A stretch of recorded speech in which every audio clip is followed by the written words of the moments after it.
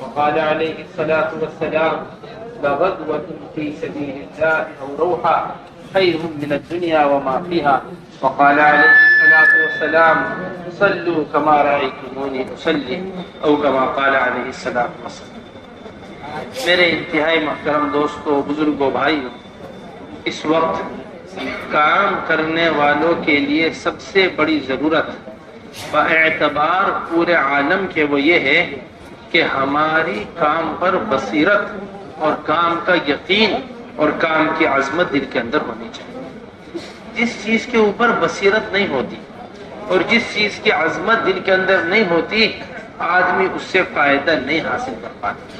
فائدہ کے حاصل کرنے کے واسطے استفادے کے لیے عظمت کا ہونا ضروری ہے، محبت کا ہونا ضروری ہے، یقین کا ہونا ضروری ہے. اگر شک ہے تو پھر شک آدمی کو منزل تک پہنچنے نہیں دیتا، بلکہ شک اسے محرومی کی طرف لے جاتا. حضرت اقدس مولانا محمد یوسف صاحب رحمت اللہ علیہ کے بیانات میں بڑی عجیب و غریب چیز ملتی ہے. حضرت بیان میں فرما رہے کہ نبوت میں بھی اور صدیقیت میں بھی دونوں جگہ یہ بات پائی جاتی ہے کہ جتنا مخالف ماحول ہوتا ہے اتنا ہی یقین کام پر پہلے سے زیادہ بڑھتا ہے.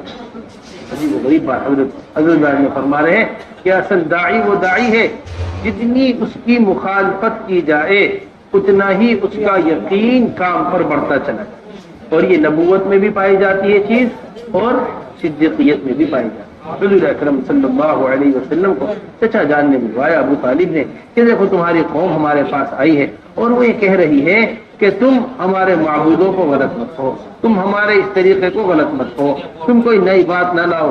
نعوذ باللہ الزامات حضور اکرم صلی اللہ علیہ وسلم کے اوپر حیات الصحابہ میں نقل کیا ہے. حضرت یہ لگائے اللہ کے رسول صلی اللہ علیہ وسلم کی آنکھوں میں آنسو آ گئے. آسمان دیکھ کر فرمایا کہ تم میں سے کوئی آدمی جا کر سورج سے شعلہ لے کر آ جائے یہ بات ممکن ہے، لیکن جس محنت کو میں لے کر آیا ہوں میں اس محنت سے پیچھے ہٹ جاؤں یہ بات ممکن نہیں. اس بات کو سمجھیے بہت اہتمام کے ساتھ کہ داعی کبھی بھی حال سے متاثر نہیں ہوتا. ہمارا حضرت یہ فرماتے ہیں کہ انبیاء علیہ الصلوۃ والسلام کی نظر وہ حال پہ نہیں ہوتی تھی، بلکہ انبیاء علیہ الصلوۃ والسلام کی نظر وہ منزل پر ہوگی. جس کی نظر حال کے اوپر ہوگی وہ حال سے متاثر ہو جائے، اور جس کی نظر منزل کے اوپر ہوگی اسے کوئی حال متاثر نہیں کرے، اسے کوئی حال متاثر نہیں کرے. انبیاء علیہ الصلوۃ والسلام کسی بھی حالات سے کبھی متاثر نہیں ہوتے. کپڑوں کے اوپر مٹی ڈالی جا رہی ہے، چہرے کے اوپر مٹی ڈالی جا رہی ہے، تھوکا جا رہا ہے. راوی کہہ رہے ہیں کہ میری آنکھوں کا منظر ہے. صبح حضور اکرم صلی اللہ علیہ وسلم دعوت دینا شروع کر دیتے اور کوئی چہرے کے اوپر مٹی ڈال رہا ہے، کوئی کپڑوں کے اوپر تھوک رہا ہے، کوئی کپڑوں کے اوپر مٹی ڈال رہا ہے، چہرے کے اوپر تھوک رہا ہے. بیٹی رو رہی ہیں، ابا جان یہ کب تک ہوگا؟ اے میری بیٹی مایوس نہ ہو، کوئی کچا پکا گھر ایسا باقی نہیں رہے گا جہاں تیرے باپ کا دین داخل نہ ہو جائے. عزت والے عزت کے ساتھ قبول کریں گے اور جن کے جن میں عزت نہ ہوگی وہ ذلیل و رسوا ہو کر اس بات کو قبول کریں گے. لیکن کچا پکا کوئی گھر ایسا باقی نہیں رہے گا. ہم تھوڑے سے حال سے متاثر ہو کر وہ کام کو چھوڑ کر پیچھے بیٹھ جاتے ہیں. نہیں، یہ مزاج نہیں ہے نبوت کا. طائف میں حضور اکرم صلی اللہ علیہ وسلم واپس آئے. اتنا غم تھا طائف سے واپسی کا کہ قرن ثعالب تک اللہ کے رسول صلی اللہ علیہ وسلم پہنچ گئے. اللہ کے رسول صلی اللہ علیہ وسلم کو ہوش نہیں تھا اللہ کے رسول کہاں چلے کہاں پر. جب یہاں ایک انگور کے باغ میں حضور اکرم صلی اللہ علیہ وسلم تشریف فرما، سامنے عتبہ اور شیبہ بیٹھے ہوئے ہیں، سامنے مکے کے سردار. طائف کے سرداروں نے بات نہیں کی، طائف کے جوانوں نے پتھر مارے، نعلین مبارک قدمین مبارک کے خون سے بھر گئے. یہاں مکے کے سردار کے بیٹے عتبہ اور شیبہ دونوں بیٹھے ہوئے ہیں. اتنا کچھ ہونے کے باوجود، اتنے غمزدہ ہونے کے باوجود ایک غلام کو اللہ کے رسول دعوت دے. کس کو؟ یونس ابن متہ کے واقعات سنا رہے ہیں. ایک غلام عداس انگور بڑھائے، انگور کھانے کے واسطے ہاتھ بڑھایا، بسم اللہ پڑھ کر انگور کھائے. یہ متاثر ہو گئے، فوراً پوچھنے لگے کہ آپ نے کیا پڑھا ہے؟ کہ میں نے بسم اللہ پڑھی ہے. تم کس قوم سے ہو؟ میں فلاں فلاں قوم سے ہوں، اس میں میرے بھائی یونس ابن متہ ہے. تو اس بات کو اچھی طریقے سے سمجھیے، یہ ہم نے بڑی اہم بات آپ کے سامنے رکھی. அல்ஹம்துலில்லாஹி வஹ்தஹு வஸ்ஸலாத்து வஸ்ஸலாமு அலா மன் லா நபிய்ய பஅதஹு அம்மா பஅத். கண்ணியத்துக்குரிய பெரியோர்களே, சகோதரர்களே, முழு உலக அடிப்படையில இந்த வேலை செய்யக்கூடியவங்களுக்கு இந்த வேலையினுடைய கண்ணியம், இந்த வேலையினுடைய பசீரத் என்கிற தெளிவு, இந்த வேலையினுடைய யகீன் அவசியமானதாக இருக்கு. எந்த அளவுக்கு இந்த வேலையினுடைய கண்ணியம், தெளிவு, யகீன் உள்ளத்தில் இருக்குமோ அப்பொழுதுதான் இந்த வேலையில முன்னேறி கொண்டே இருக்க முடியும். எப்போ இந்த வேலையினுடைய கண்ணியம் உள்ளத்துல இல்லையோ, தெளிவு யகீன் இல்லையோ, பிறகு உள்ளத்துல இந்த வேலையின் மேல சந்தேகம் வந்துடும். பிறகு அந்த சந்தேகத்தின் காரணமாக இந்த வேலையின் மூலமாக எதை அடைய வேண்டுமோ அந்த மக்சது மஞ்சில் அதுவரை இந்த சந்தேகம் நம்மள அடைய விடாது. அதனால ஹஜ்ரத் மௌலானா யூசுஃப் ரஹ்மத்துல்லாஹி அலைஹி சொன்னாங்க, நுபுவத்திலையும் சரி சித்தியத்திலையும் சரி இந்த விஷயம் சொல்லப்பட்டிருக்கிறது. அதாவது எதிர்ப்புனுடைய சூழ்நிலையில தான் யகீன் உருவாகும். ஹாலாத்துகள், நிலைமைகள் எதிராக வரும் பொழுது அந்த இடத்துல தான் நம்மளுக்கு இந்த வேலையினுடைய யகீன் உருவாகும். இது நுபுவத்திலையும் கிடைச்சிருக்குது, சித்தியத்திலையும் கிடைச்சிருக்கு. அதனால எந்த அளவுக்கு தாயிகள், அல்லாஹ்வுடைய இந்த தீனுடைய வேலை செய்யக்கூடியங்க, அவங்க இந்த ஹாலாத்தை பார்த்து அதிலிருந்து தாக்கம் பெற்றுக் கொள்ளக்கூடாது. அதன் மூலமாக தங்களுடைய உள்ளத்துல அசர் ஏற்படுத்தி கொள்ளக்கூடாது. இதன் காரணமாக வேலையில முன்னேற முடியாது. யாரு ஹாலாத்தை பார்க்காம மன்சில பார்ப்பாங்களோ, நாம போக வேண்டிய இடத்தை பார்ப்பாங்களோ, அவங்க முன்னேறி கொண்டே போவாங்க. ஹஜ்ரத் முஹம்மது ரசூலுல்லாஹி ஸல்லல்லாஹு அலைஹி வஸல்லமுக்கு இப்படிப்பட்ட மாஹூல் வந்தது. அவங்களுடைய தந்தையினுடைய சகோதரர் அபூ தாலிப் இடத்துல மக்காவுடைய காபிர்கள் எல்லாம் வந்து முறையிட்டாங்க. நபி ஸல்லல்லாஹு அலைஹி வஸல்லம் அவர்கள் மேல குற்றச்சாட்டுகள் வச்சாங்க.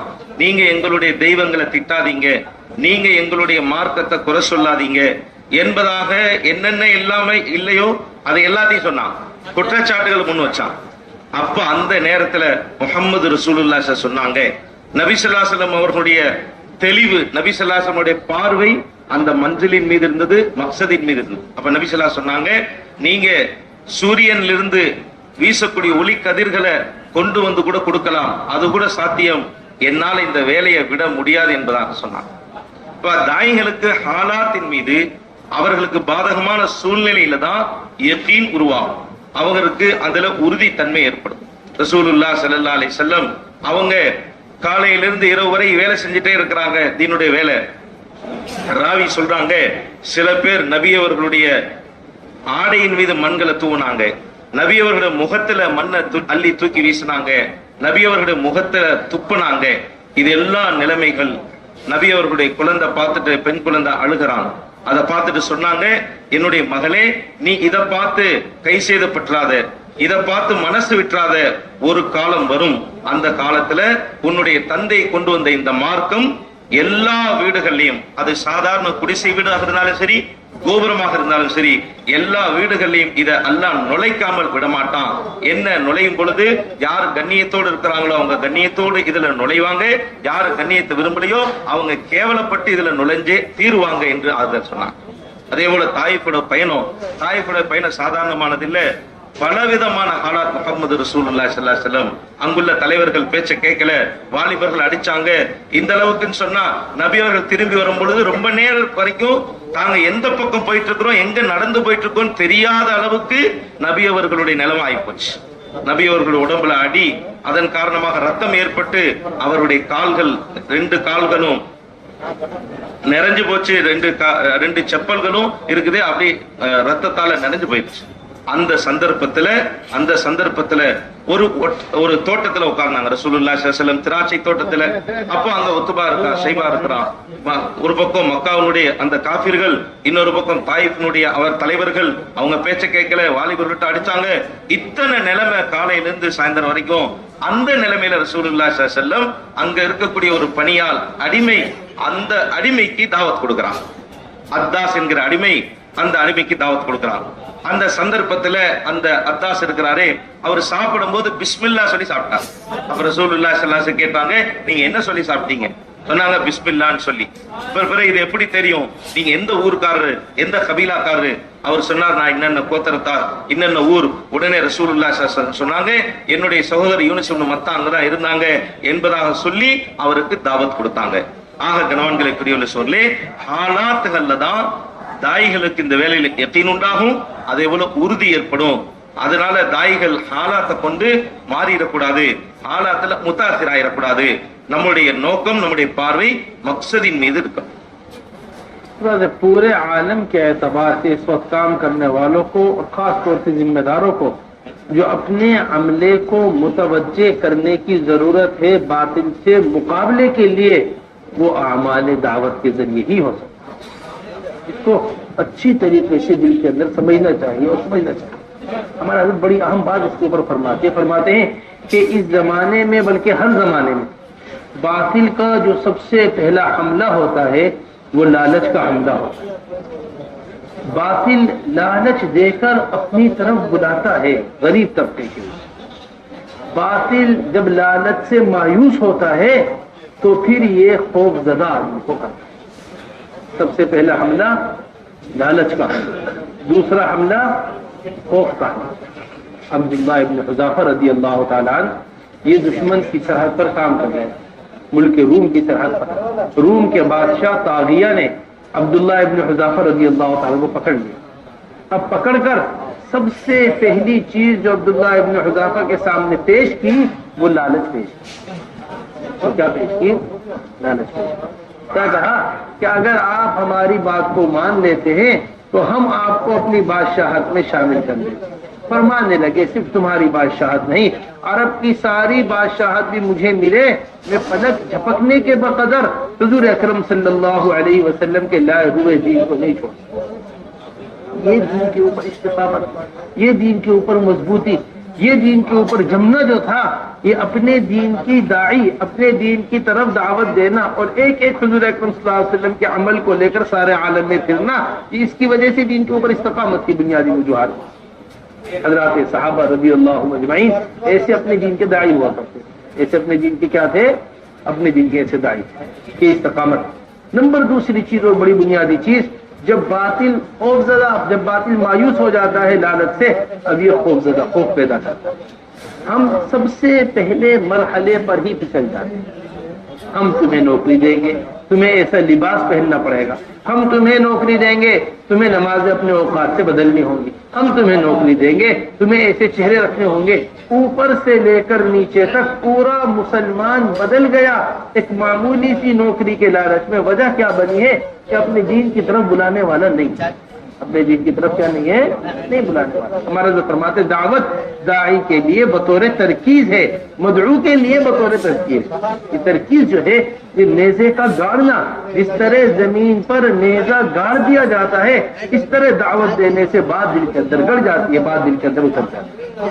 सबसे पहला काम ये गरीब तबके, कमजोर तबकों के ऊपर हमारे सूबों में सबसे ज्यादा मेहनत की जरूरत है। हजरत मौलाना यूसुफ रहमतुल्लाह का बयान है जो आपके सामने नकल कर रहे हैं। हजरत बयान में फरमा रहे, अंबिया अलैहिस्सलातु वस्सलाम सबसे ज्यादा 3 तबकों के ऊपर मेहनत किया करते, और हम इस जमाने में सबसे ज्यादा इन 3 तबकों से बेफिक्र ये नजर फेरे हुए हैं, और बातिल की सबसे ज्यादा इन 3 तबकात के ऊपर नजर है, और ये तीनों तबके इर्तिदाद के सबसे ज्यादा करीब होते हैं। कौन फरमा रहे? हजरत जी मौलाना यूसुफ साहब रहमतुल्लाह। अजीब गरीब बात, वाकई इस जमाने पर गौर करें अगर बैठ कर तो ये तीनों चीजें नजर आती। सबसे पहला तबका गरीब तबका, गुर्बत। नंबर दूसरी किस्म जो है वो जिहालत, और नंबर तीसरी किस्म जो है वो फुर्सत। गुर्बत, जिहालत और फुर्सत, ये 3 ऐसे मरज हैं, ये 3 ऐसी परेशानियां हैं, जो 3 ऐसी कमजोरियां हैं जिस पर बातिल सबसे ज्यादा हमला है। आप पूरा आलम फिर कर देखिए, इस वक्त बातिल का सबसे बड़ा हमला वो गरीब तबके के ऊपर हमला है। माल खर्च करते हैं ताकि इनके दीन को खरीद लें, माल खर्च करते हैं ताकि इनके दीन को बदल दें, माल खर्च करते हैं ताकि इनके दीन को ऐसा कमजोर बना दिया जाए कि जैसा हम दीन चाहते हैं ऐसा दीन तुम इख्तियार करो। ये कौन है? ये बातिल के आलमी सतह पर मिल। दूसरी चीज है गुर्बत और फुर्सत, जो फारिग आदमी है बातिल इसे अपने अंदर ले लेता है। और तीसरी और सबसे बड़ी कमजोरी आलमी सतह में जो मुसलमानों के अंदर पाई जा रही है वो अपने दीन से जिहालत है। अपने दीन से क्या है? अपने दीन से जिहालत, दीनी एतबार से दीन से दूर होना। और ये जिहालत सबसे बड़ी हलाकत की वजह है, और ये जिहालत सबसे बड़ी हलाकत की वजह। கணிதகுரி பெரியவர்களே சோழர்களே, உலகளாவிய அடிப்படையில இந்த வேலையில நம்ம எந்த அளவுக்கு யக்கீனோடு வேலை செய்யுமோ அந்த அளவுக்கு உறுதி ஏற்படும். அதே நேரத்தில் பாத்தில் இந்த உம்மத்தின் மீது உழைப்பு செய்யறவங்க மீது முயற்சி செய்யக்கூடிய நேரத்தில், தாக்குதல் தொடுக்கக்கூடிய நேரத்தில் ஆரம்பமாக லாலச் என்று சொல்லக்கூடிய ஆசையூட்டுதல், ஆர்வமூட்டுதல், பேராசை காட்டுதல், இதன் மூலமாக தாக்குதல் தொடுப்பாங்க, இதன் மூலமாக முயற்சி செய்வாங்க. எப்ப அதிலிருந்து அவங்க நிராசை ஆவாங்களோ, நம்ம ஆசை ஏற்படுத்தியும் பேராசை காட்டி இவங்க வழிக்கு வரல அப்படின்னு எப்ப தெரியுதோ பிறகு அவங்க பயமுறுத்தாட்டக்கூடிய நிலைக்கு வந்துருவாங்க. பயமுறுத்தாட்டக்கூடிய நிலையில எல்லா காலகட்டத்திலையும் இதுதான் நடந்து கொண்டிருக்கிறது. இன்றைக்கும் அதே தான். பேராசை காட்டப்படும், உங்களுடைய தீனை விட்டுருங்க, உங்களுடைய தீனுடைய நிலைமைகளை மாற்றிக் கொள்ளுங்க என்பதாக சொல்லி இப்படியான நிலைமை ஏற்படுத்தப்படும். அப்துல்லா இப்னு ஹுதாஃபா ரலியல்லாஹு தஆலா அவங்க ரோம் நாட்டினுடைய எல்லையில வேலை செஞ்சு கொண்டிருந்தாங்க. அந்த நேரத்துல அந்த நாட்டு அரசன் அவங்கள கைது செஞ்சிட்டான். கைது செஞ்ச பிறகு அவர்கள்ட்ட சொல்லப்பட்ட விஷயம் என்னவென்றால், என்னுடைய அரசாட்சியிலிருந்து உங்களுக்கு பங்கு கொடுப்போம், நீங்க உங்களுடைய தீனை விட்டுருங்க என்பதாக சொல்லப்பட்டது.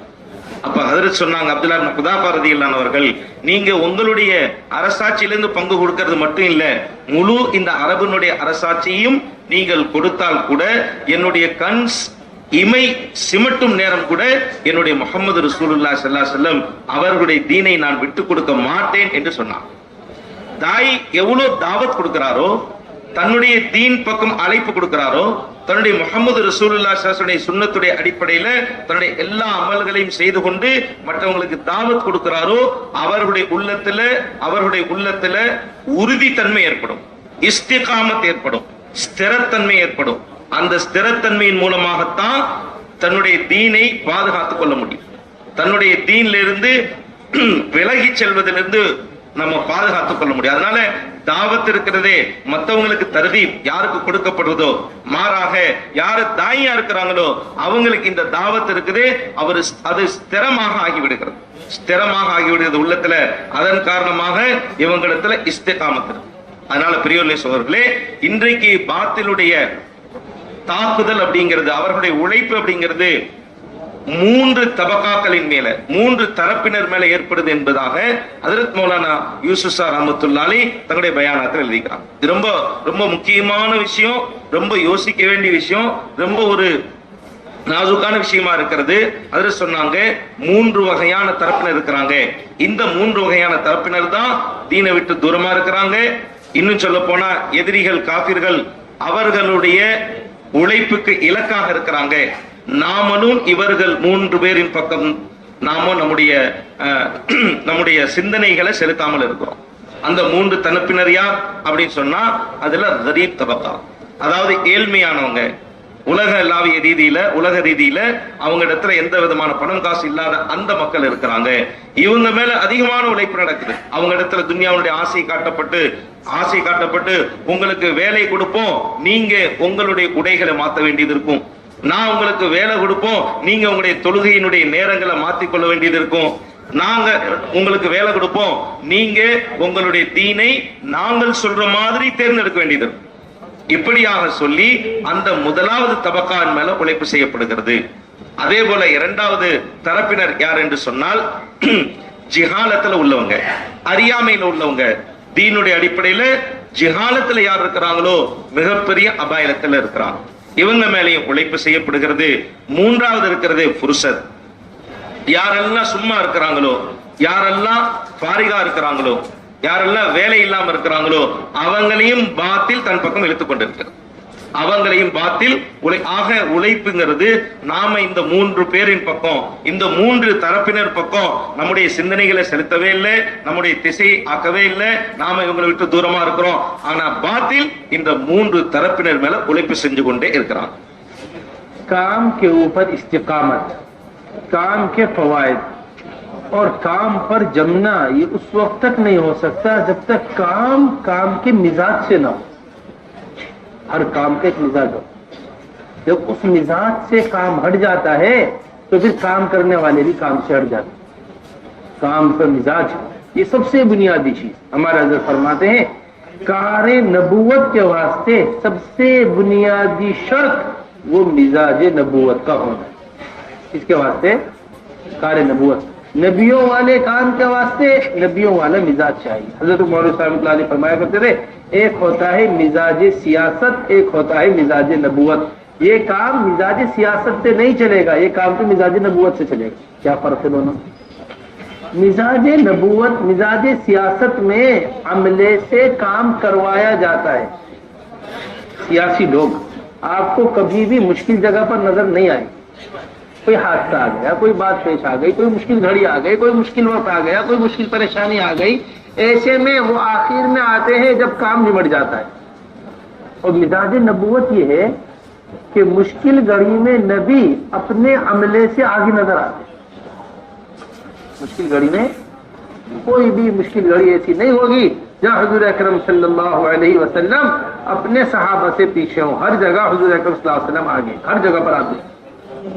मस्जिद नबी बन रही है, पत्थर उठाया नहीं जा रहा, पेट का सहारा लेकर अल्लाह के रसूल पत्थर उठा रहे। अबू हुरैरा या रसूलल्लाह मुझे दे दीजिए पत्थर, एक सहाबी या रसूलल्लाह मुझे दे दीजिए, नहीं, जिस अजर के तुम मुस्तहिक हो उस अजर का मैं मुस्तहिक। ये मिजाज नबूवत। खंदक आई, चट्टान आ गई, फरमाया ये नहीं कि इधर से खोद लो उधर खोद लो, कोशिश करो कोई रास्ता निकालो कोई जगह, नहीं, सुनते ही ये फरमाया अना नाजिल, मैं खुद उतरता हूँ, मैं खुद उतरता हूँ खंदक के। चादर रखी खंदक के किनारे पर और अल्लाह के रसूल सल्लल्लाहु अलैहि वसल्लम कहाँ उतर गए? खंदक के अंदर उतर गए। हमें खंदक सबक देता है काम करने वालों को। साहबी आकर कह रहे या रसूलल्लाह भूख है और भूख की वजह से पेट पर पत्थर बना हुआ है। अब यहाँ पेट पर पत्थर के जवाब में फौरन पेट खोलकर दिखाया, अगर तुम्हारे पेट पर एक पत्थर है तो तुम्हारे नबी के पेट पर 2 पत्थर बने। तुम्हारे नबी के पेट पर क्या है? अगर उम्मती के पेट पर क्या है? एक पत्थर है, तो नबी के पेट पर कितने पत्थर बने हुए हैं? 2 पत्थर मेरे पेट पर, भूख बर्दाश्त कर। ये असल काम है कि मैदान के अंदर काम करने वाले जिम्मेदार जितना आगे बढ़ेंगे इतना पीछे वाला अमला के वास्ते रास्ता खुलेगा, आगे बढ़ेंगे। साहब ये फरमाते हमने हयात साहब में हज़रत ने नकल किया है, हमें मजबूत तरीन आदमी शुमार होता था वो आदमी जो मैदान जंग में हुजूर अकरम सल्लल्लाहु अलैहि वसल्लम के बराबर में खड़ा हो। जहां मैदान जंग की एक कैफियत है वहां मुसल्ले की एक कैफियत है कि पीछे खड़ा होने वाले साहबी रिवायत में कह रहे या रसूलल्लाह इतनी लंबी नमाज आपने पढ़ी है कि मैं तो नमाज में थक गया। मैं नमाज में क्या हुआ? एक तरफ है मा अंज़लना अलैकल कुरआन लितश्क़ा और दूसरी तरफ है लअल्लका बाख़िउन नफ़्सका अल्ला यकूनू। एक इबादत है, एक दावत। एक क्या है? इबादत। एक क्या है? दावत। इसलिए ये सबसे बुनियादी चीज है। आप हजरात अपने सूबे की सफ़े अव्वल हैं और सफ़े अव्वल का ये निज़ाम होता है कि सफ़े अव्वल जितना आगे बढ़ती है मस्जिद में नए लोगों के आने की जगह भी बनती है और जो मस्जिद में पहले से लोग हैं उन्हें नमाज पढ़ने का मौका मिलता है। लेकिन अगर सफ़े अव्वल ही पीछे हट जाए तो नए लोगों का आना तो बहुत बात की चीज है। जो लोग मौजूद हैं वही नमाज से महरूम हो जाएंगे, ना रुकू मिलेगा ना सजदा मिलेगा। क्या हो गया? इस सफ़े अव्वल आगे बढ़ने के बजाय पीछे अपने कुर्बानियों में, अपने मुजाहिदों में, अपने गश्तों में, अपने खुरूज में, बैरून के तकाज़ों में जितना जिम्मेदार आगे बढ़ेगा पीछे अमले के वास्ते काम के रास्ते खुलेंगे। கண்ணியத்துக்குரிய பெரியவர்களே, இந்த வேலையில இஸ்திகாமத்தாக இருப்பது, இந்த வேலைகள்ல உறுதியோடு இருப்பது, இந்த வேலையின் மூலமாக பிரயோஜனம் ஏற்படுவது, இது எல்லாமே இந்த வேலையை நாம் இந்த வேலையினுடைய மிசாஜோட சுபாவத்தோட செய்வதில் தான் அல்லாஹ் தஆலா வச்சிருக்கிறான். எப்போ இந்த வேலையினுடைய சுபாவத்திலிருந்து நாம விலகிடுவோமோ பிறகு இந்த வேலையில உறுதியாக இருப்பது, இஸ்திகாமத்தாக இருப்பது, இந்த வேலையை கொண்டு பிரயோஜனம் பெற்றுக் கொள்வது நடக்காது. எனவே நம்முடைய ஹதரத் மௌலானா ஷாஹ் சாப் தாம் பரகாத்துஹு சொல்லுவாங்க, காரே நபுவத் கே லியே மிசாஜே நபுவத் ஷர்த் है. இந்த வேலை நுபுவத்துடைய வேலைக்காக நுபுவத்துடைய சுபாவம் அவசியமாக இருக்கு. நுபுவத்துடைய வேலையை நுபுவத்துடைய சுபாவத்துல நாம செய்யணும். அதற்கு மௌலானா யூசுப் ரஹ்மத்துல்லாஹி சொல்லுவாங்க, ரெண்டு வகையான மிசாஜ் இருக்கு, ரெண்டு வகையான சுபாவம் இருக்கு. ஒன்னு சியாசின்னு சொல்லக்கூடிய அரசியல் சுபாவம், இன்னொன்னு இருக்கு மிசாஜ் நுபுவத் நபித்துவ சுபாவம். இதுல சியாசி சுபாவம் என்னன்னு சொன்னா, சியாசி மிசாஜ் என்னன்னு சொன்னா, அதுல உள்ள முன்சப்ல உள்ளவங்க, முன்னாடி உள்ளவங்க, பொறுப்பாளிங்க, பின்னாடி உள்ளவங்கள்ட்ட வேலைகளை செய்யுமாறு ஏவுவாங்க, வேலைகளை செய்ய வைப்பாங்க. ஏதாவது கஷ்டமான காலகட்டம், இக்கட்டான சூழ்நிலை, கடினமான சூழ்நிலை வந்து விட்டால் அவர்கள் பின்னாடி இருப்பாங்க. கடைசி அவங்க வந்து சேர்றதுக்குள்ள முன்னாடி உள்ள பொதுமக்கள், முன்னாடி உள்ளவங்க அந்த வேலைகளை முடிச்சிருப்பாங்க.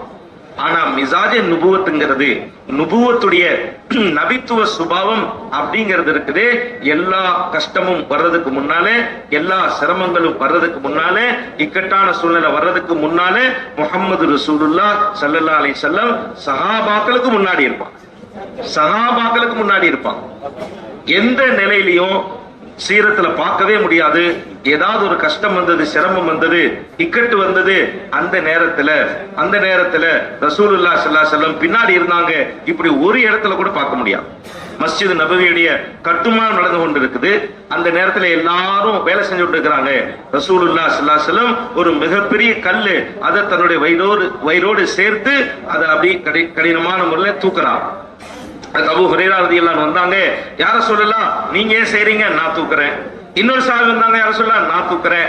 ரசூலுல்லாஹ் ஸல்லல்லாஹு சொன்னாங்க, கூலி வாங்குறதுல சவாபுடைய விஷயத்துல உங்களை விட நான் குறைஞ்சவன் அல்ல, எனக்கும் தேவை என்று சொன்னான். கந்தக்குடைய சந்தர்ப்பம் வந்தது, அகலுடைய போர், அந்த சந்தர்ப்பத்துல எல்லாரும் வேலை செஞ்சாங்க, குழி தோண்டிட்டு இருந்தாங்க. ரசூலுல்லாஹ் ஸல்லல்லாஹு அலைஹி வஸல்லம் அவங்களும் இருந்தாங்க. கடினமான சூழ்நிலை வந்துருச்சு, ஒரு பாறையை உடைக்க முடியல. அந்த இடத்துல ரசூலுல்லாஹ் சொன்னாங்க, ஆனா நாசில், இப்ப நான் இறங்குவேன்னு சொன்னாங்க. இதான் நுபுவத்து மிசாஜ். மிசாஜ் நுபுவத்துன்னு சொன்னா நபித்துவ சுபாவம்டா. கஷ்டம் வந்துருச்சா அப்ப நாங்க இருப்போங்க, கஷ்டம் வந்துருச்சா நாங்க முன்னாடி இருப்போம். ரசூலுல்லாஹ் ஸல்லல்லாஹு அலைஹி வஸல்லம் அதை செஞ்சு கொடுத்தாங்க. சஹாபாக்கள் நின்று இருந்தாங்க, பசியோட பட்டினியோட, ரொம்ப கஷ்டமான நேரம். அந்த நேரத்துல சொன்னாங்க, யார சொல்லலாம் எங்களுடைய வயிறுகளை பாருங்க அப்படின்னு சொல்லி தூக்கி காட்டினாங்க. எல்லோருடைய வயிற்றிலையும் பசியின் காரணமாக கல் வைக்கப்பட்டிருந்தது, ஒரு கல் வச்சு கட்டியிருந்தான். உடனே ரசூலுல்லாஹ் சொன்னாங்க, உங்களுடைய வயிற்றுல ஒரு கல்லுன்னா உங்களுடைய நபியினுடைய வயிற்றுல 2 கல் என்றுதான். இதுதான் நுபுவத்துடைய மிசாஜாக இருக்கிறது. நுபுவத்துடைய மிசாஜ் ரசூலுல்லாஹ் ஸல்லல்லாஹு அலைஹி வஸல்லம் எந்த அளவுக்கு சொன்னா, சஹாபாக்கள் சொல்றாங்க, போருடைய மைதானத்துல எங்களிலே பலசாலி யாருன்னு நாங்க கருதுவோம் அப்படின்னா, யாரு நபிக்கு சமமாக நின்று போராடுறாங்களோ அவங்களை எங்களுக்கு சமமானவராக கருதுவோம். அந்த அளவுக்கு நபி உறுதியோடு முன்னாடி நிற்பாங்க. நபி ஸல்லல்லாஹு அலைஹி வஸல்லம் தொழுகையில் இருக்கும்போது அப்படித்தான். பின்னாடி உள்ளவங்க எல்லாம் சொல்லுவாங்க, யார சொல்லலாம் உங்களுடைய தொழுகையினுடைய இவ்வளவு நீளமாயிடுச்சு, நாங்க கீழே விழுந்துட முடியாமன்னு சொல்லி. ஒரு பக்கம் தாஹா சூரால அல்லாஹ் தஆலா நபியினுடைய இபாதத்து எவ்வளவு உறுதி மிக்கது அதையும் சொல்றான். இன்னொரு பக்கம் தாவத்தி அல்லாஹ் தஆலா சொல்றான். தாவத்தினுடைய கவலை, அந்த ஹிலாபத் ஒரு பக்கம், இபாதத்தின் பக்கம் ஹிலாபத். அந்த நீங்க உங்களுடைய இந்த கவலையில, தாவத்துடைய கவலையில, மக்களுடைய கவலையில உங்களை நீங்களே அழிச்சு கொள்வீர்கள் போல் இருக்குது. அதனால இந்த மாநிலத்துடைய இங்க வந்திருக்கக்கூடிய இந்த மக்கள் இருக்கிறீங்களே, நீங்க முன்சப்ல உள்ளவங்க எப்பவுமே முன்னாடி போய்கிட்டே இருக்கணும். அப்ப என்ன ஆகும், பின்னாடி மக்கள் வருவதற்கு இன்னும் ஏதுவாக இருக்கும், இடங்கள் கிடைக்கும். பின்னாடி இருந்து மக்கள் வர செய்வாங்க. உள்ள இருக்கிறவங்களும் நிம்மதியா தொழுதுட்டு இருப்பாங்க, அதிகமா தொழுவாங்க, அதிகமாய்பாதத்துல இருப்பாங்க. ஆனால் இப்ப முன்சப்ல இருக்கிறவங்க முன்னாடி போகல, மாறாக பின்னாடி வந்து கொண்டே இருக்கிறாங்கன்னு சொன்னா, அங்க பின்னாடி வர வர இடம் இருக்காது, புதிய மக்கள் உள்ள வர்றதுக்கு வாய்ப்பே இல்லாம போயிடும். அது மட்டுமல்ல, யார் அங்க நமக்கு பின்னாடி இருக்கிறாங்களோ அவங்க தொழுகிறது கூட கஷ்டமாயிரும், ருக்கு செய்ய முடியாது, சஜ்ஜா செய்ய முடியாது. காரணம் என்ன, முன்னாடி உள்ளவங்க பின்னாடி வந்துட்டு இருக்காங்க. அதனால கனவான்களை பெரிய சொல்லு, யார் முன்சப்ல இருக்கிறீங்களோ தாங்க முன்னாடி போகணும். இதுதான் மிசாஜ் நபுவத்தாக இருக்குது, நபித்துவ சுபாவமா இருக்கு. दूसरी और सबसे अहम और बुनियादी चीज जो मिजाज नबूवत में मिलती है, वो मुआमनत एक दूसरे के साथ है, आपस में मुकाबला नहीं। بلکہ آپس میں معاونت ہونی چاہیے۔ حضرت مولانا یوسف صاحب رحمۃ اللہ علیہ کا بڑا جامع لفظ ہے یہ، اور بڑا عمدہ بات حضرت فرماتے ہیں۔ وہ فرماتے ہیں کہ وہ ادنا کام جو آپس کی اجتماعیت کے ساتھ ہو اس اعلیٰ کام سے بہتر ہے جو افتراق کے ساتھ ہے۔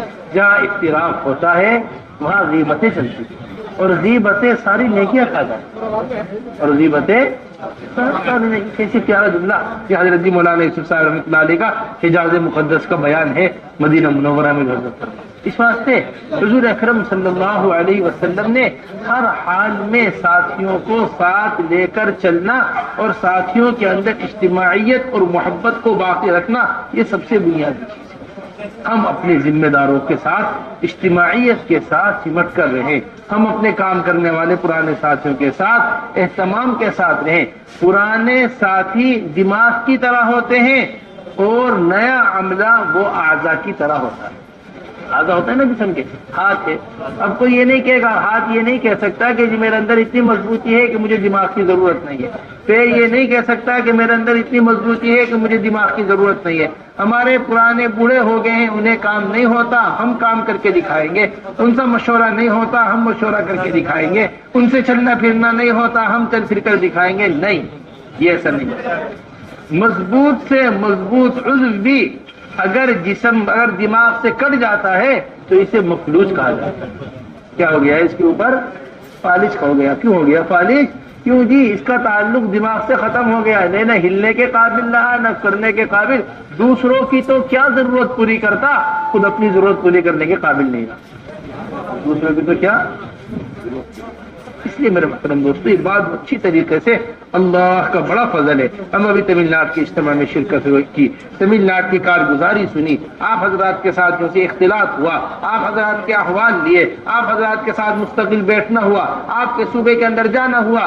اللہ کا فضل ہے ایک ترقی کی طرف تیزی کے ساتھ کام چل رہا ہے۔ اب جب کام تیزی کے ساتھ کسی ترقی کی طرف جا رہا ہو تو شیطان کی سب سے پہلی کوشش یہ ہوتی ہے کہ انہیں ایسے غیر ضروری چیزوں میں الجھا دیا جائے کہ ضروری چیزیں نگاہوں سے دور ہو جائیں، ضروری چیزیں نگاہ سے دور ہو جائیں۔ اس واسطے امام غزالی نے احیاء العلوم میں نقل کیا کہ شیطان تمہیں دیکھ رہا ہے،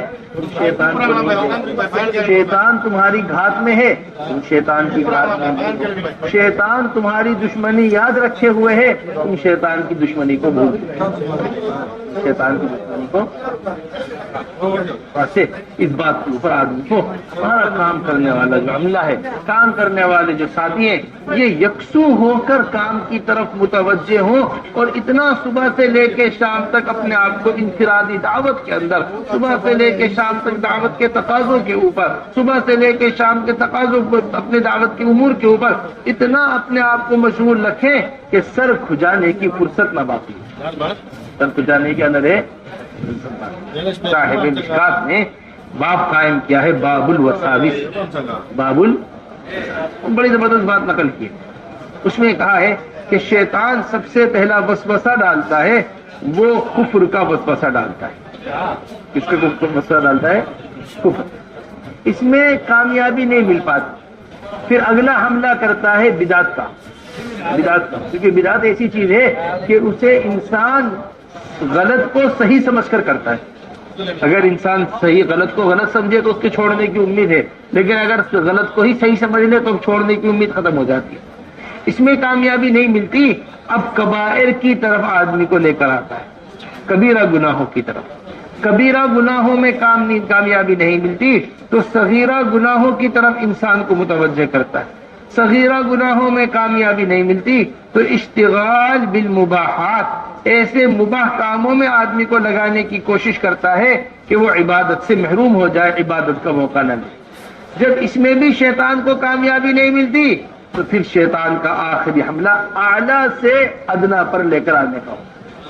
یہاں تک لکھا ہے کہ آدمی کھڑا ہو گیا ہے نماز کی نیت باندھنے کے لیے تو اب سارے دن کے کام گنا کر یہ کہے گا کہ تم تھک گئے ہو، اگر پڑھ ہی رہے ہو تو کھڑے ہو کے نہ پڑھو، کم سے کم بیٹھ کر ہی پڑھ لو تاکہ اجر آدھا ہو جائے، تاکہ اجر کیا ہو جائے۔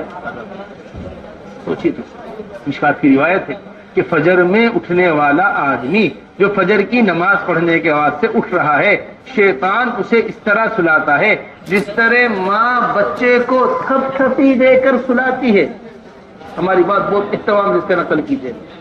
देखे ना, बच्चा सो जाए फजर में, उठा है, अगर ये उठ गया तो सबको उठा देगा पूरे घर में, तो पूरा घर क्या होता है, परेशान, माँ परेशान हो जाती है फौरन, वो बच्चे को थपथपी देख रहा। सोचने की बात यह है, जब एक फजर में उठने वाले आदमी पर शैतान की ये कोशिश है कि इसे फजर की नमाज ना पढ़ सके, इसे थपथपी देकर सुला रहा है, जो सारे आलम में फजर को जिंदा करने के लिए उठा हो, उस पर शैतान की क्या मेहनत हो,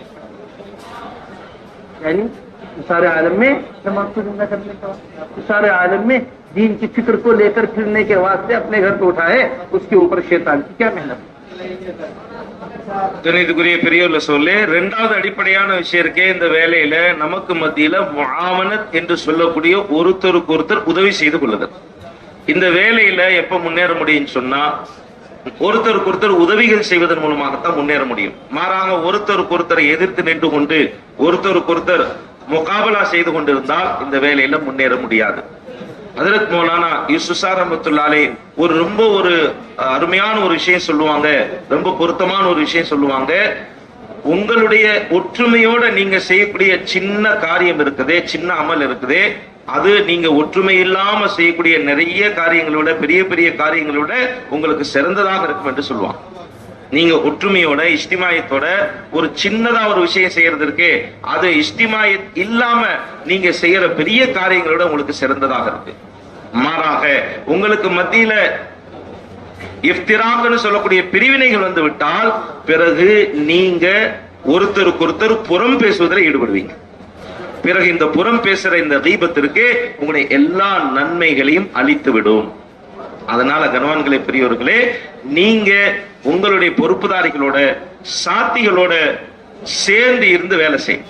நம்முடைய பொறுப்புதாரிகள் இருக்கிறாங்க, அவங்களோட எப்பவுமே சேர்ந்து இருக்கணும். சொல்லுவாங்க, பழையவங்க இந்த வேலையில, பெரியவங்க வயசாயிருச்சு, இவங்க இருக்கிறாங்களே இந்த வேலையில மூளையை போல. யாரு இந்த வேலையில பின்னாடி வந்தவங்க இருக்கிறாங்களோ, சிறிய வயதுடையவர் இருக்கிறாங்களோ, இவங்க பின்னாடி வந்தவங்க புதியவர்கள், இவர்கள் உடல் உறுப்புகளை போல. எப்பவுமே உடல் உறுப்புகள் மூளையோடு தொடர்பில் இருக்கணும். மூளையினுடைய தொடர்பில் இருந்தால் அந்த உறுப்புகள் சரியான முறையில் வேலை செய்யும். எந்த ஒரு உறுப்பு, ஒரு கை சொல்லாது நான் இவ்வளவு உறுதியா இருக்கேன் அதனால எனக்கு மூளையினுடைய அவசியம் இல்லைன்னு கை சொல்லாது.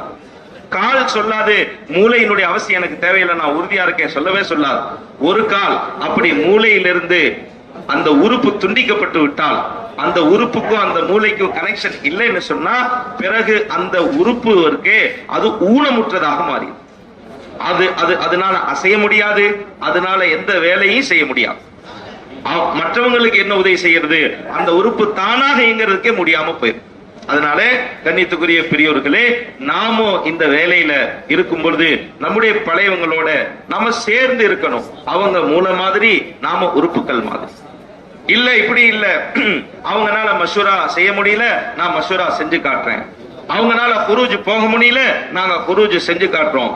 அவங்கனால இந்த காரியம் செய்ய முடியல, நாங்க செஞ்சு காட்டுறோம். அப்படி இல்லவே இல்லை.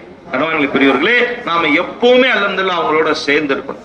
இப்போ நம்முடைய சஃபர் வந்தோம், நம்ம தமிழ்நாட்டுக்கு வந்தோம், உங்களுடைய ஜோடுக்கு வந்தோம், உங்களோட உட்கார்ந்தோம், உங்களுடைய நிறைய இஹ்திலாஃப் கலந்துரையாடணும், உங்களுடைய கார்குசாரிகளை கேட்டோம். உங்களுடைய கார்குசாரி அல்ஹம்துலில்லாஹ் முன்னேற்றத்தை நோக்கி ரொம்ப வேகமா போயிட்டு இருக்கு.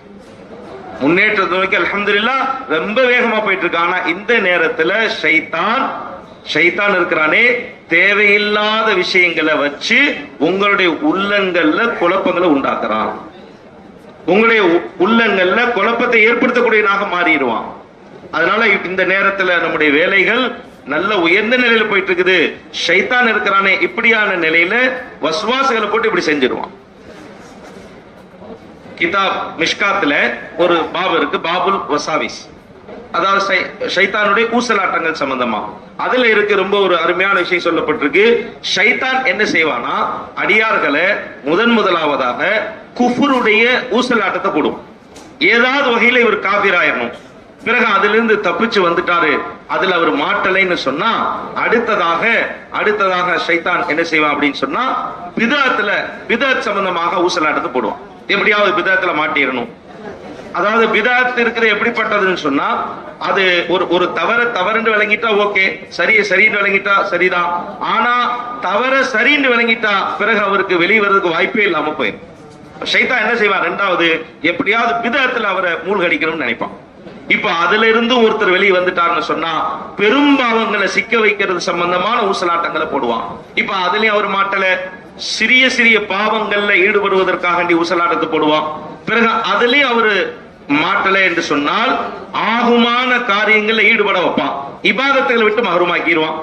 ஆகுமான காரியத்துல தான் நான் ஈடுபடுறேன்னு சொல்லி அவர் ஈடுபட்டுட்டு இபாதத்துகளை விட்டு தூரமாக ஆயிடுவார்.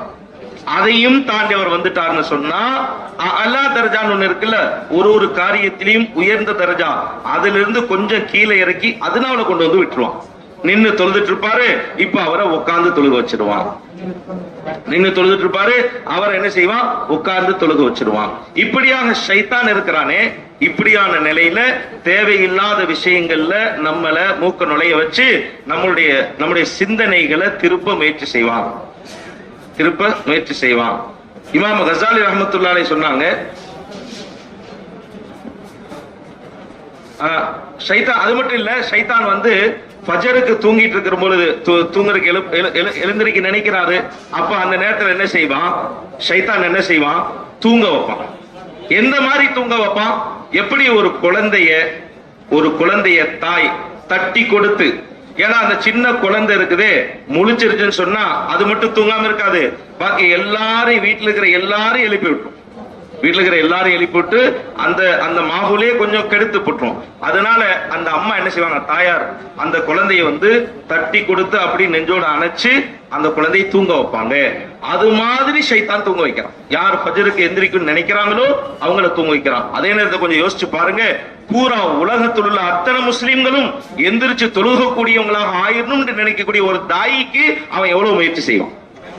பூரா உலகத்துல இருக்கக்கூடியவங்களை எப்படியாவது முழிக்க வச்சு தொழுக வைக்கணும்னு நினைக்கிறவங்க அவங்கள தூங்க வைக்கணுங்கிறதுக்காக எவ்வளவு முயற்சி செய்வான் என்பதை நம்ம சிந்திச்சு பார்க்கணும். इसलिए मेरे मोहतरम दोस्तों बुजुर्गों, हुजूर अकरम सल्लल्लाहु अलैहि वसल्लम ने इस हाल के मुकाबले का हल उम्मत को बताया कि हजरत ने बाकायदा हयातुस सहाबा में बाप कायम किया है कि जब फितनों के जमाने बढ़ जाए तो इनमें आदमी को क्या करना चाहिए, आदमी को ऐसे में क्या करना चाहिए। बाकायदा बाप हजरत ने कहा कायम किया है, हयातुस सहाबा के अंदर वो ये बाप कायम किया है कि जब फितने बढ़े तो आदमी अपने अल्लाह के रास्ते में निकलने के बढ़ा दे, और अल्लाह के रास्ते में निकलने के खुरूज को क्या कर दे, ज्यादा कर दे। ये कबीला बनु मुरैसी पर एक अंसारी और एक मुहाजिर के दरमियान हल्का सा झगड़ा हो गया। वो कहने लगे कि ये पानी मैं पिलाऊंगा ऊंट को, पहले मैं पिलाऊंगा। अंसार में कहा या लल अंसार, मुहाजिरीन ने कहा या लल मुहाजिरीन। इन्होंने मुहाजिरीन को बुलाया, इन्होंने अंसार को। एक मामूली सी बात थी, अल्लाह के रसूल ने आए, तशरीफ लाए, सारी बात आपस में खत्म होगी। लेकिन अब ये बात मुनाफिकीन ने पकड़ ली, कौन इज्जत वाले हैं, कौन जिल्लत वाले हैं, मदीने जाके कौन किसको निकालेंगे, जिल्लत वाले इज्जत वाले जिल्लत वालों को निकालेंगे। बात बढ़ती चली गई। अल्लाह के रसूल तशरीफ फरमाए, साहब या रसूल अल्लाह इजाजत दीजिए मैं इस मुनाफिक का असर उड़ा दूं। फरमाया क्या तुम इसे मार दो, घर में कहूंगा जी या रसूल अल्लाह। अब ये बात पूरी हुई थी कि उमर इब्न खत्ताब रज़ियल्लाहु ताला, या रसूल अल्लाह आप मुझे इजाजत दीजिए मैं इसको कत्ल करता हूँ। अल्लाह के रसूल ने फरमाया क्या तुम वाकई ऐसा करोगे? मैं जी हाँ मैं ऐसा करूंगा। फरमाया चलो चलने का हुक्म। चलते रहे, एक दिन पूरा चले, दूसरे दिन पूरा चले। अल्लाह के रसूल ने इतना चलाया कि हज़रात सहाबा फरमाते हैं कि जब हमने मदीने के करीब जाकर अल्लाह के रसूल ने पड़ाव का हुक्म दिया तो हमारे जिस्म जमीन को बाद में लगे, पहले ही हमें नींद में आकर दबोच दिया। जिस्म नींद को इतना थका दिया अल्लाह के रसूल ने चला दिया। इसलिए मेरे दोस्तों खुरूज, देखिए इस बात को कैसे तर्जुमा करेंगे अच्छी तरह, इसका तर्जुमा अच्छी तरह कीजिए। जुमूद से बढ़कर कोई हाल नहीं है और खुरूज से बढ़कर उस हाल का कोई हल नहीं। जुमूद से बढ़कर कोई हाल नहीं, जुमूद से बढ़कर कोई हाल नहीं है और खुरूज से बढ़कर उस हाल का कोई हल नहीं। जिस हाल में भी अल्लाह के रास्ते में कदम उठाया जाएगा, अल्लाह तबारक व तआला उस हाल को अपने कुदरत से दूर कर देगा। கண்ணியத்துக்குரிய பெரியவர்களே, எல்லா நிலைமைகளுக்கும் நபி ஸல்லல்லாஹு அலைஹி வஸல்லம் தீர்வு சொல்லி இருக்கிறார். இந்த வேலையில வரக்கூடிய எல்லா நிலைமைகளுக்கும் எல்லா ஃபித்னாக்களுக்கும் ஒரே தீர்வு என்ன அப்படின்னு சொன்னா அல்லாஹ்வுடைய பாதையில வெளியாகும். அல்லாஹ்வுடைய பாதையில வெளியாகிறத அதிகப்படுத்துறது. நிலைமைகள் நிறைய வருது, இப்ப அதனுடைய தீர்வு என்ன? அல்லாஹ்வுடைய பாதையில வெளியாகிறத அதிகப்படுத்துவது.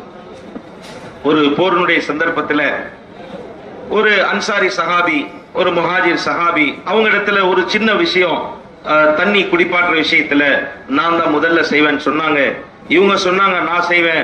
இப்படியாக அவங்க பேசிக்கொண்டு இருக்கும் பொழுது பேச்சு தடித்து போச்சு. அதற்கு பிறகு இவர் கூப்பிட்டாரு, யாலல் அன்சார், அன்சாரிகளே ஒன்று சேருங்கள். இவர் கூப்பிட்டாரு, முஹாஜிரீன்களே ஒன்று சேருங்கள். இந்த சந்தர்ப்பத்துல முனாஃபிக்கள் உள்ள பூந்துட்டான். முனாஃபிக்கள் பூந்துட்டு அந்த விஷயத்தை இன்னும் பெருசாக ஆக்கினாங்க.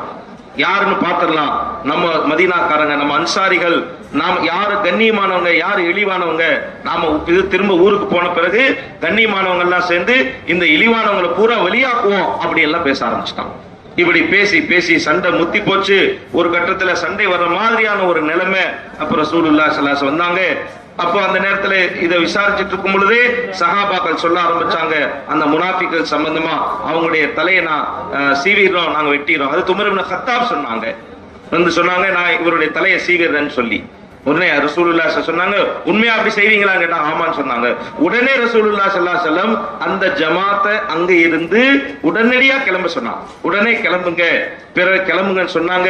உடனடியா நடக்க வச்சாங்க, பிரயாணம் செய்ய வச்சாங்க. அந்த ஒரு நாள் முழுக்க பிரயாணம் செஞ்சாங்க, அடுத்த நாளும் முழுக்க பிரயாணம் செஞ்சாங்க. பிறகு மதீனாவுக்கு பக்கத்துல வந்து எப்பொழுது அங்க எல்லாரும் வந்த பிறகு அங்க தங்க சொன்னாங்களோ, சஹாபாக்கள் சொல்றாங்க, நாங்கள் நடந்து நடந்து பிரயாணம் தொடர்ச்சியா செஞ்சு இந்த அளவுக்கு நாங்க களைச்சு போயிட்டோம். பூமியில எங்களுடைய உடம்பு 2வது தான் பட்டது, அதுக்கு முன்னாடி எங்களுடைய கண்கள்ல தூக்கம் வந்து போச்சுன்னு சொன்னாங்க. அந்த அளவுக்கு களைப்பாயி நாங்க தூங்கணும். ஏன் காரணம் என்ன? ஃபித்னாவுடைய தீர்வு குரூஜ் தான், அல்லாஹ்வுடைய பாதையில வெளியாகிறது.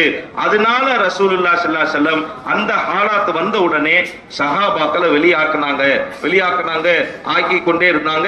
அவங்க அந்த ஒரு கட்டத்துல போயிட்டாங்க. அதனால எந்த நிலைமை வந்தாலும் சரி, எந்த நிலைமை வந்தாலும் சரி, அதுக்கு ஒரே தீர்வு இருக்க குரூஜ் தான் சொன்னாங்க. ஜுமூதுன்னு சொல்லக்கூடிய அல்லாஹ்வுடைய பாதையில வெளியாகாமல் இருப்பது, இதை விட பெரிய பெரிய ஹாலத் நிலைமை, மோசமான நிலைமைங்கிறது வேற ஒண்ணு கிடையாது. அதே போல குரூஜ்னு சொல்லக்கூடிய அல்லாஹ்வுடைய பாதையில வெளியாகிறதுக்கே இதை விட அந்த நிலைமைக்கு தீர்வு வேற ஒண்ணும் இல்லை. ஜுமூதுன்னு சொல்லக்கூடிய அல்லாஹ்வுடைய பாதையில வெளியாகாம ஒரே இடத்துல நிக்கிறது, இதை விட மோசமான நிலைமைங்கிறது வேற ஒண்ணு கிடையாது. அந்த நிலைமைக்கு தீர்வுங்கிறது அல்லாஹ்வுடைய பாதையில வெளியாகுதல் அப்படிங்கிறது தவிர வேற ஒரு தீர்வு கிடையாது. आप हजरात को निजामुद्दीन बुलाने का असल मकसद वो सिर्फ ये नहीं कि मकामी काम कैसे करना है, मस्जिद के 5 अमाल क्या हैं, घरों की तालीम कैसे करनी है, महाना मस्जिदवार जोड़ कैसे होता है, चश्मही जोड़ कैसे होता है, आप हमारे पास आए पूरी तरतीब अपने पास लिख कर ले जाए, ये आप हजरात को बुलाने का मकसद ही नहीं। इसे अच्छी तरह समझिए। आलमी मरकज में आने का मकसद और आलमी मरकज में बुलाने का असल बुनियादी मकसद वो आप हजरात से सारे आलम के तकाज़ों का पूरा करवाना है। सारे आलम के सारे आलम के तकाज़े को पूरा कराना हमारे सूबा तमिलनाडु में वो सलाहियत अल्लाह ने रखी। सारे आलम में तमिलनाडु के लोग, जैसे हज़रत कारगुजारी में फरमा रहे थे कि सारे आलम में तमिलनाडु के लोग दुनिया कमाने के वास्ते जा रहे। इसके वास्ते जा रहे तो दुनिया कमाने के वास्ते 20-20, 25-25 साल एक साहब मिले, वो कहने लगे, शायद तमिलनाडु के ही थे, कहने लगे कि इतने साल से मैं यहाँ हूँ। हमने पूछा कितना वक्त हुआ शादी को? कहने लगे जी मेरे 25 या 30 साल हो गए शादी को। हमने कितना वक्त घर वालों के साथ गुजारा? जी 30 साल में 30 महीने बीवी के साथ गुजारे। सोचिए, जब 11 महीने घर वालों से दुनिया के वास्ते आदमी दूर रह सकता है हर साल, तो 4 माह दीन के वास्ते हर साल दूर क्यों नहीं रहते? क्या वजह है इसकी? हमें समझाएं। दोनों एक ही सूबे में रहने वाले आदमी, एक ही इलाके में रहने वाले आदमी। इसलिए मेरे मोहतरम, इस बात को दिल के ऊपर सबसे पहले एहतमाम से लीजिए कि ऐसा सारे आलम के तकाजे इस वक्त आप हजरात की तरफ मुतवज्जे हैं। हमारे पुराने काम करने वाला अमला, इनके ऊपर हर तीसरे साल ऐसा निजाम कायम किया जाए कि बड़े खर्चों के साथ सारे आलम के अंदर जाने का निजाम। கண்ணியத்துக்குரிய பெரியவர்களே, உங்களை இங்க நிசாமுத்தீனுக்கு கூப்பிடுறதுடைய நோக்கம், நீங்க உங்களுடைய ஜமாத்துகளை எப்படி அமைக்கணும், உங்களுடைய மஷூராக்களை எப்படி செய்யணும், உங்களுடைய ஜோடுகளை எப்படி நடத்தணும், உங்களுடைய 3 மாதத்துக்கு இருக்கிற ஜோடுகள் எப்படி நடத்தணும், இந்த வேலையினுடைய தர்த்தீபாத்துகள் ஹிதாயாத்துகளை எழுதிட்டு போறது, அதற்காக வேண்டி இங்க கூப்பிடல. அது மட்டும் நோக்கம் இல்ல. உங்களை இங்க கூப்பிடுறதனுடைய நோக்கம் உங்கள் மூலமாக முழு உலகத்தினுடைய தக்காதாவை பூர்த்தி செய்ய வைக்கிறது. உங்க மூலமாக உலகத்துடைய தக்காதாக்கள் என்னென்ன இருக்கோ அந்த தக்காதாக்கள்ல உங்களை பயன்படுத்துறது. இப்ப கூட காரூசாரில கூட அதற்கு சொன்னாங்க, உங்களுடைய தமிழ்நாட்டுடைய மக்கள் இந்த வளைகுடா நாடுகள்ல எவ்வளவு காலங்கள் துன்யாவை சம்பாதிக்கிறதுக்காக போயிருக்கிறான். அல்லாஹ் தஆலா நிறைய திறமைகளை வச்சிருக்கிறான். உங்க தமிழ்நாட்டுடைய மக்கள்கிட்ட அல்லாஹ் நிறைய சலாயத்துல வச்சிருக்கான், அல்லாஹ் திறமைகளை வச்சிருக்கான், தகுதிகள் அல்லாஹ் வச்சிருக்கிறான். ஒருத்தர் சந்திச்சோம், கிட்டத்தட்ட 30 வருடமாக. எவ்வளவு வருஷமா இருக்கிறீங்க? அவர் சொன்னாரு, அவரு தமிழ்நாட்டுக்காரர் தான், 30 வருடமாக இருக்கிறார். கல்யாணம் ஆயிருச்சு. இப்ப எவ்வளவு நாள் நீங்க வீட்டுக்கு கொடுத்தீங்க? அவர் சொன்னாரு, இந்த 30 வருடத்துல என் மனைவியோட நான் 30 மாதங்கள் இருந்தேன். ஒரு மனிதர் கல்யாணமான பிறகு அவர் வெளிநாட்டுல இருக்கிறாரு, ஒரு வருஷமும் 1 மாசம் மட்டும் மனைவிக்கு, பாக்கி 11 மாசம் மனைவி விட்டு வீட்டை விட்டு தூரமா இருக்க முடியும் சொன்னா, ஒரு வருஷமும் 4 மாசம் அல்லாஹ்வுடைய பாதையில தியாகம் செய்யறதுக்கு அவர்னால முடியாதா என்ன? கனவான்களே, பெரியவர்களே, அதனால தாங்க இங்க வந்ததனுடைய நோக்கம் உங்கள் மூலமாக பூரா உலகத்துடைய தக்காதா உங்களுடைய ஒரு 3வது வருஷமும் நிறைய செலவுகளை எடுத்துக்கொண்டு அல்லாஹ்வுடைய பாதையில தாங்க வெளிநாடுகளுக்கு போகணும். அதன் மூலமாக உலக நாடுகளுடைய தக்காதாக்களை தாங்க பூர்த்தி செய்யும்.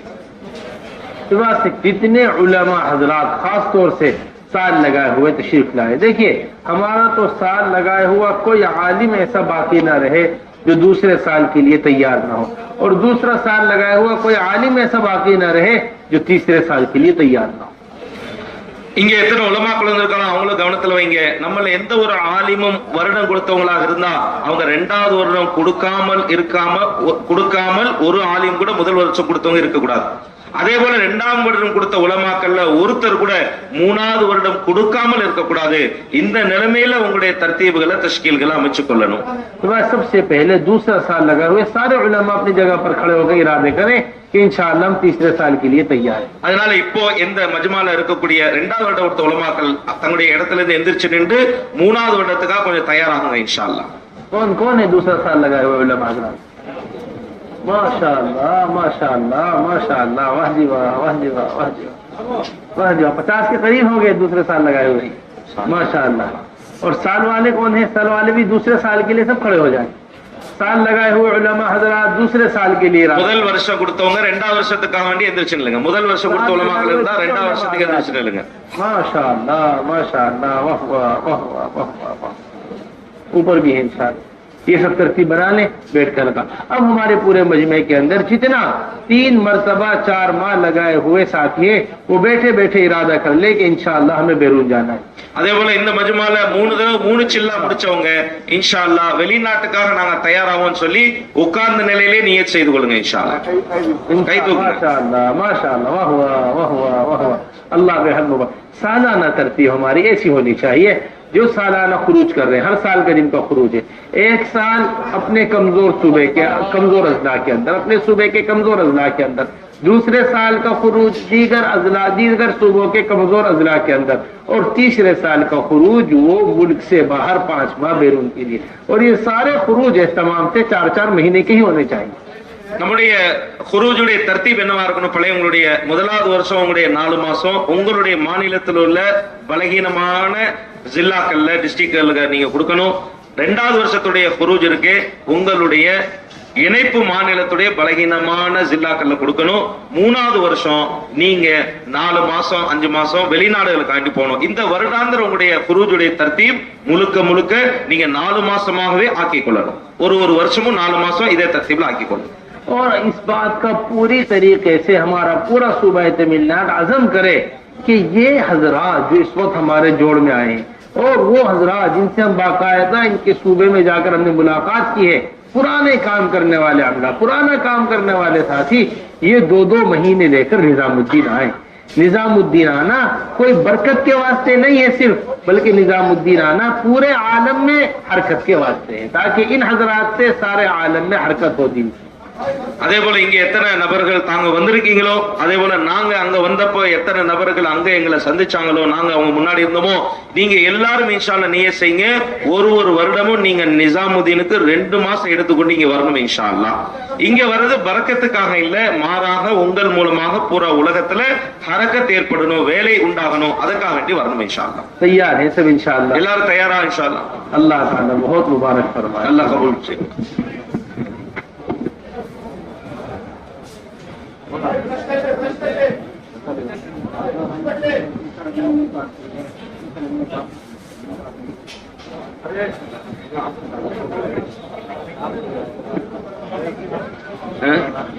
இமாம் கசாலி ரஹ்மத்துல்லாஹி சொன்னதை விட்டு போச்சு.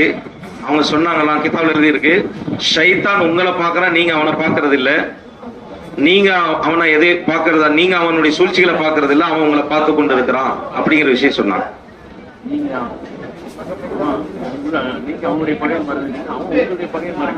அதே போல நீங்க அவன் உங்களுக்கு பகைவன்கிறத நீங்க மறந்துட்டீங்க, ஆனா நீங்கள் பகைவன்கிறத அவன் எப்பவுமே ஞாபகம் வச்சிருக்கான்னு சொன்னான்.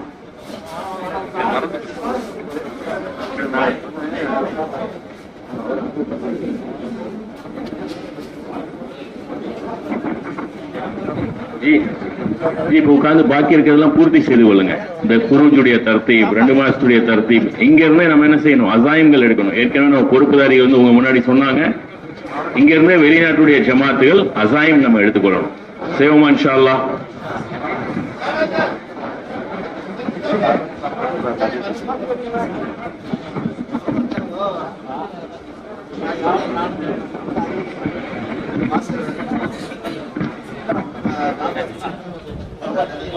Gracias.